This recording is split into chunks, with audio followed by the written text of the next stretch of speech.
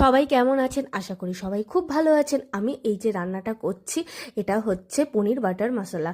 তো 1 মিনিটের মধ্যে এত কিছু বলে আমি শেষ করতে পারবো না, তাই যেটুকু ছবিতে দেখতে পাচ্ছেন সব কিছুটাই আমি এর মধ্যে দিয়েছি, আর যেটুকু বুঝতে পারছেন না সেটুকু আমি বলে দিয়েছি। রান্নাটা করতে লাগলো 45 মিনিট, আর এটাকে আমাকে বলে শেষ করতে হবে 1 মিনিটের মধ্যে। এর মধ্যে আমি গুঁড়ো মশলা হিসেবে শুধুমাত্র ইউজ করেছি হলুদ গুঁড়ো, লঙ্কা গুঁড়ো, ব্যাস, আর কিছু দিইনি।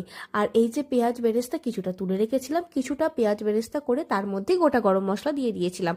দেওয়ার পর আমি সেটার মধ্যেই দিয়েছিলাম পেঁয়াজ বাটা, আদা বাটা, রসুন বাটা দিয়ে ওগুলো ভালো করে কষিয়ে নিয়েছিলাম। তার মধ্যে দিয়েছিলাম হলুদ গুঁড়ো, আর পনিরগুলোকে আগে থেকে ভেজে তুলে রেখেছিলাম, তার মধ্যে দিয়েছিলাম কাসুরি মেথিটাও দিয়েছিলাম। আর এই যে দেখছেন আমার হাতে রয়েছে বাটারটা দিয়েছিলাম। পনিরগুলোকে মিশিয়ে ভালোভাবে একটা কষে নিয়ে দারুণ একটা জমজমাট খাবার হয়েছিল। তো থ্যাংক ইউ, টাটা।